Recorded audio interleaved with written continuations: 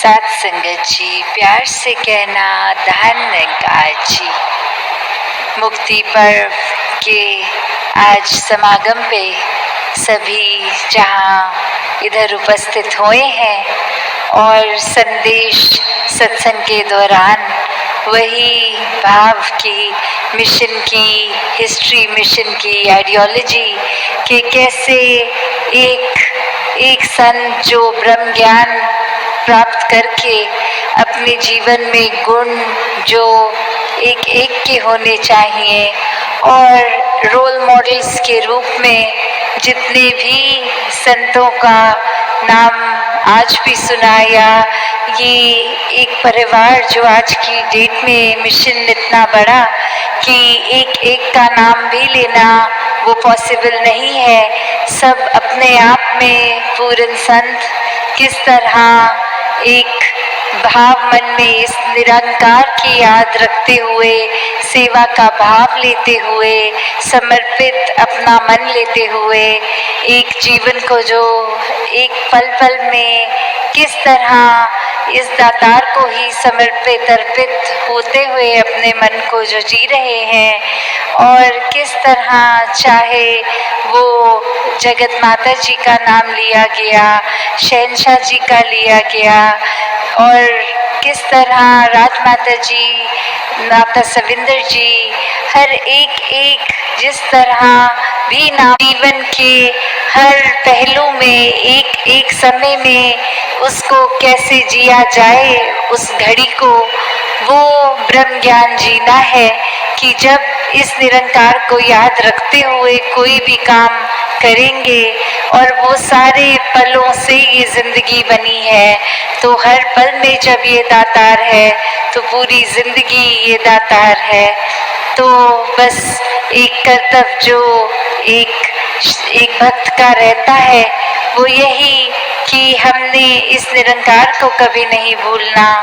और आज जिस तरह मुक्ति की बात हो रही थी, चाहे हम देश के तरफ भी नजर डालें तो इंडिपेंडेंस डे, वो एक देश का आज़ाद होना, कैसे एक इतने सालों की स्लेवरी से मुक्त हुआ देश और एक देशवासी आज़ाद हो गए और अब ये शरीर तो आज़ाद बंधन से, पर ये आत्मा, ये जीवन हमारा, ये भी आज़ादी तभी प्राप्त करता है जब ब्रह्म ज्ञान एक झोली में हो। कैसे हम छोटी छोटी उदाहरण भी देखें कि अगर हम कोई एक ट्रेन में, एक जहाज में, गाड़ी में, बस में कहीं पे भी बहुत लंबी यात्रा कर रहे हों और जैसे ही वो वाहन का रुकना हुआ, सबसे पहले एक इच्छा होती है कि दरवाज़ा खोल के ज़रा बाहर 1-2 मिनट टहल के अपने एक जकड़ा हुआ शरीर उसकी कुछ अंगड़ाई ले लें या किसी तरह स्ट्रेचिंग एक्सरसाइज कर लें, ब्लड सर्कुलेशन नहीं हो रही। और अब कैसे वो रुकी है ट्रेन तो बाहर उतर के प्लेटफॉर्म पे ही शरीर को, एक मसल्स को रिलैक्स करने के लिए एक यत्न किया जाता है। कैसे एक एयरक्राफ्ट में बैठते हैं, जैसे ही लैंडिंग होती है सबसे पहले अपनी सीट बेल्ट खोलने की इच्छा तुरंत, कि ये पहला मौका मिला नहीं कि वो सीट बेल्ट खोल के शरीर को एक रिलैक्स किया, आज़ाद किया।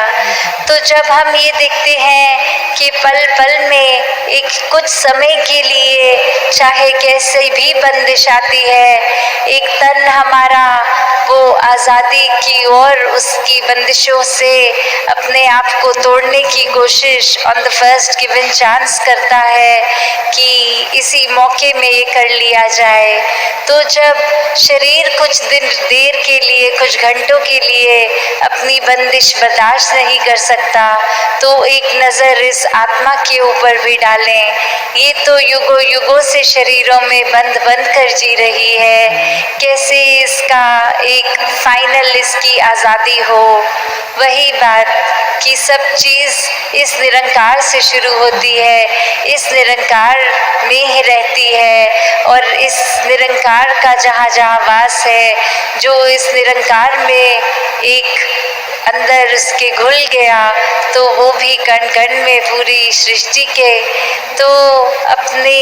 आज़ादी के बारे में अगर रूह की सोचा जाए तो ब्रह्म ज्ञान द्वारा कि किस तरह एक इंसान का मिलन ये शरीर से उठकर ये जो आत्मा शरीर में बसती है इस परमात्मा की अंश, इसका जब असली घर मिल जाता है, एक पता चल जाता है आत्मा को कि हम इस निराकार से ही आए हैं, इसी में रहना है। और आज सत्संग में भी जो जीवन मुक्ति की बात बार बार आ रही थी कि कैसे जब हम पल पल जीते जी ये मुक्त अवस्था में रहेंगे, सब कुछ इस दातार के ऊपर छोड़कर ये अपने आप को डूअर ना मानते हुए निराकार को ही कर्ता मानते हुए इसकी हर रज़ा को खुशी खुशी सद्वचन करते हुए जब जीवन जिया जाता है तो वो एक आज़ाद जीवन, एक ये जीते जी जो दासी अक्सर कहती है कि जीते जी ब्रह्मलीन होने की अवस्था, कि जो इस संसार में चैन से जी गया वो ही ये यात्रा पूरी होने के बाद एक चैन से अपनी आंखें बंद करके मृत्यु प्राप्त कर ले। कि जब हर पल में ये दातार जीवन के याद है तो फिर स्वाभाविक ही है कि अंतिम घड़ी तक इस दातार ने याद रहना है। और फिर ये ट्रांजिशन आत्मा से शरीर का निकलना, निराकार में लीन होना, ये इस आत्मा को भी पता होता है कि कहाँ जाना है। और अक्सर ये जो हम आज़ादी की बात करते हैं कि जब ब्रह्म ज्ञान लेते समय भी वो बताया जाता है कि ये फियर की बात, इल्यूजन्स की बात, कि कैसे पल पल जो डर सा लगता है तो किस तरह ब्रह्म ज्ञान के बाद ये डर बिल्कुल चला जाता है, जब एक सिक्योर फील होता है कि ये निराकार तो हर समय अंग संग है। ये हमारी नज़र कितनी तरह की भ्रांतियाँ लेके बैठी थी कि किसी को अच्छा किसी को बुरा, कैसे एक एक बायस किस तरह ये ब्रह्म ज्ञान निकाल देता है। तो जब अपने अंदर के वैर, नफरत, ईर्ष्या इत्यादि जो भी खामियां हमारे अंदर हैं, जब इनको भी संतमति के अनुसार जिया जाता है तो ये खामियां भी धीरे धीरे एक शरीर से मुक्त हो जाती हैं, सोच से, दिल से मुक्त हो जाती हैं। तो हर समय इस मुक्ति को अगर चाहना है तो one and only solution is ब्रह्म ज्ञान। जीते जी भी ब्रह्म ज्ञान का आधार लेते हुए इस निराकार को याद रखते हुए पल पल जिए। और तभी बोला जाता है लोक सुखी भी होता है पर लोक भी सुहेला होता है। कितने सब जो ये भी मानते हैं कि ये स्वर्ग और नर्क तो सिर्फ जीते जी ही वो अवस्था है, आँख बंद होने के बाद तो एक अक्सर संसार में कहा जाता है कि कर्मों ने डिसाइड करना है कि स्वर्ग जाना है कि नर्क, पर ये ब्रह्म ज्ञान तो कर्म ही काट देते हैं। किस तरह जो कर्म पुराने अगर किसी ने जीवन में ब्रह्म ज्ञान से पहले किए हैं वो एक क्लीन स्लेट हो जाती है, मन साफ हो जाता है, वो पात्र दिल का साफ है। और अब इस निरंकार के आश्रय रह के पल पल इसी पे आधारित अगर कर्म कर रहे हैं तो वो कर्म एक बेड़ी नहीं बनते, वो कर्म कुछ एक अच्छा या बुरा फिर अगर दातार पे ही छोड़ा है, इसी की रज़ा में हो रहा है तो वो कर्म भी कर्म नहीं रहते। तो कैसे ये कर्मों से भी मुक्ति, हर चीज़ से अपनी सोच से मुक्ति, कि जब हम अक्सर टेंशन ले लेते हैं, कोई बात में इतनी गहराई से घुस जाते हैं कि किसी चीज़ का ना होना डिप्रेस कर रहा है, उदास कर रहा है, तो ऐसे थॉट्स से भी आज़ादी, ये मुक्ति ये ब्रह्म ज्ञान द्वारा ही होती है। तो हम जीवन का कोई भी एस्पेक्ट ले लें, चाहे वो फिजिकल हो, एक इंटेलेक्चुअल हो, हमारी सोच से उपज कर रहा है, या जो भी किसी तरह की भी हम सोच लें, हर चीज़ का ये स्पिरिचुअलिटी, ये ब्रह्म ज्ञान ही एक निष्कर्ष निकलता है कि यही एक चीज़ को अगर हम याद रखें, इस निराकार को, इस परमपिता परमात्मा, इस भगवान को, तो कैसे हर पल हम मुक्त ही हैं। और आज जिस तरह एक सदगुरु माता सविंदर जी के भी वो युग निर्माता की जो पुस्तक, ये इसका सबने लॉन्च देखा कि माता जी अपने जीवन में चाहे एक बचपन से या कहे अपनी आखिरी श्वास तक पूरी सत्संग के लिए ही समर्पित, और जो उनकी विचारों से पल पल एक सीखने को शिक्षा भी मिली, वो बहुत ही सब अगर ध्यान से देखें तो बहुत छोटी संक्षिप्त में करी गई बातें इतनी बड़ी एक उस चंद मिनटों में मैसेज, और बहुत ही एक डीप ये बातें भी कि कैसे हम अपने जीवन में अगर वो एक एक पॉइंट को अपना ले तो वो इतने मैसेजेस जीवन एक चेंज करने वाले हैं। तो जहाँ उनका जीवन, जहाँ सत्संग ने बोलते समय तो उनको 2 साल ही प्रवचनों में देखा, पर एक उनका जीवन जो उस सालों से पहले का भी, वो भी बहुत ही उस तरह का कि अपने आप को कोई अपनी आइडेंटिटी ना मानते हुए, एक सदगुरु बाबा हरदेव सिंह जी महाराज के एक समय का भी एग्जाम्पल के समागम के टाइम किसी ने माता जी को जब रोक दिया कि यहाँ आज्ञा नहीं है संगत को जाने की, बाबा जी का यहाँ से एक पीछे एंट्री के लिए रास्ता रखा है, तो ये अपना कुछ भी एक इंट्रोडक्शन ना देते हुए सद्वचन कर लेना, और कैसे आसपास जो और महापुरुष हैं वो कह रहे हैं ये माता जी हैं जाने दीजिए, तो कैसे एक बात मन में कि हर कोई जब ये अपने कर्मों में देखे कि जहाँ ये मिशन के सदगुरु ने अपने आप को कभी भी इम्पोज नहीं किया, ये बात की अगर ये स्टेज भी देखें जहाँ दासी इस समय बैठी है कि अभी सत्संग हो रहा है और स्टेज पे दासी है, जब आप सब अपने लोकल भवनों पे जाते हैं तो इसी स्टेज पे कोई भी महात्मा जिसको सदगुरु रूप मानकर उस समय सत्संग हो जाती है। जैसे एक वो बात कि किस तरह अगर वो उस समय से ही बाबा जी या माता जी बोलते कि ये स्टेज तो हमारी है और कोई इसमें नहीं बैठ सकता सत्संग के दौरान, तो वो चीज़ को भी अगर हम देखें कि मन में ये सद्गुरु शक्तियाँ होनी सबके पास, और फिर भी एक अपने स्थान पे और संतों को बिठाया गया, तो कैसे एक बात कि किस तरह जो मिशन के आज भी हमने पुराने संतों के जीवन के एग्जाम्पल्स को सुना कि ऐसी ऐसी भावनाएं मन में हुई जहाँ एक अपने अहंकार, अपने ईगो को साइड रख के जो उस समय हुक्म आया, जो सेवा की ओर डायरेक्शन चलने को कहा गया, उसी पर चलते गए, और कैसे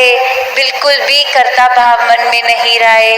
जो पुराने हमने इतिहासों में भी पढ़ा है कि एक सदगुरु का हुक्म आना कि थड़े बना दो, थड़े तोड़ दो, तो कैसे संतों ने उस समय से भी सत्वचन होके किया। तो आज के समय में कोई फिजिकल थड़े या बनाने गिराने की बात नहीं है। आज के समय में यही बात कि जितनी भी सिखलाई हर समय संगत से मिलती है उसको करना, उन पे चलना। अगर कभी कोई ड्यूटी भी है या कुछ भी आज अगर लग गई कि इस जगह रुक कर ये कार्य करना है, आपको ये करना है, और उस दिन जब ड्यूटी पे पहुंच रहे हैं और कहा गया, आपको कहा तो था कि आपकी आज स्पीच है,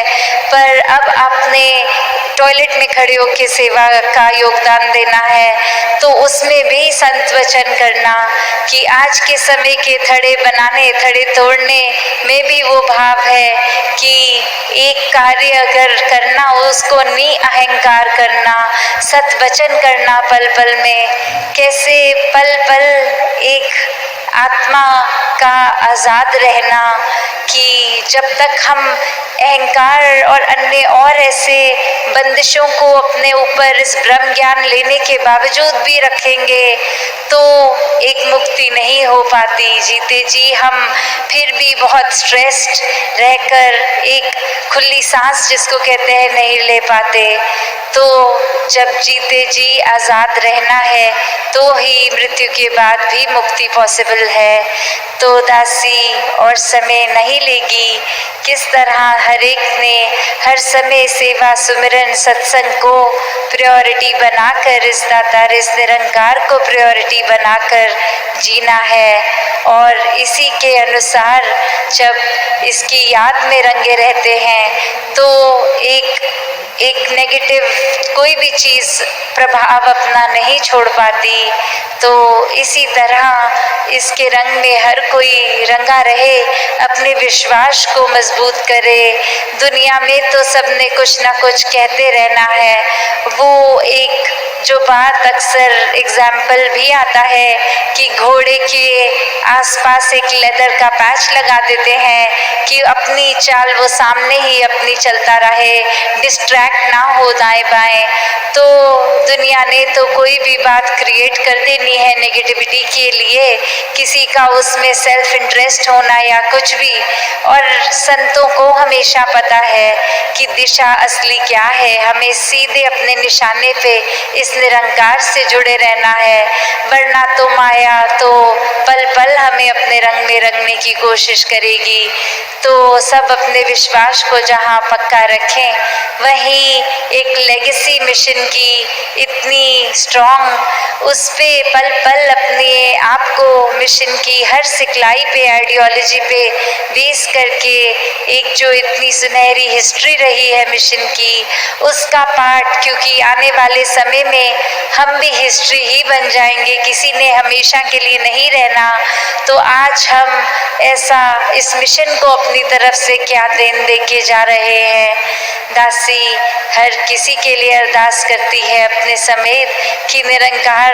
पल पल की भक्ति एक ज्ञानी भक्त की अवस्था बनाकर, इस प्रेमा भक्ति में हर एक को रंग कर, इस रूह को आज़ादी इस ब्रह्म ज्ञान द्वारा हर एक को मिले। हर एक के कर्म ये दर्शाए कि हाँ इसको इस परमात्मा का पता है। तो दातार हर किसी पे कृपा करे। सत संगत जी, धन्यवाद जी। माता जी के वीडियो देखने करे सब्सक्राइब करना ना भूले। महापुरुषों धन्यवाद जी।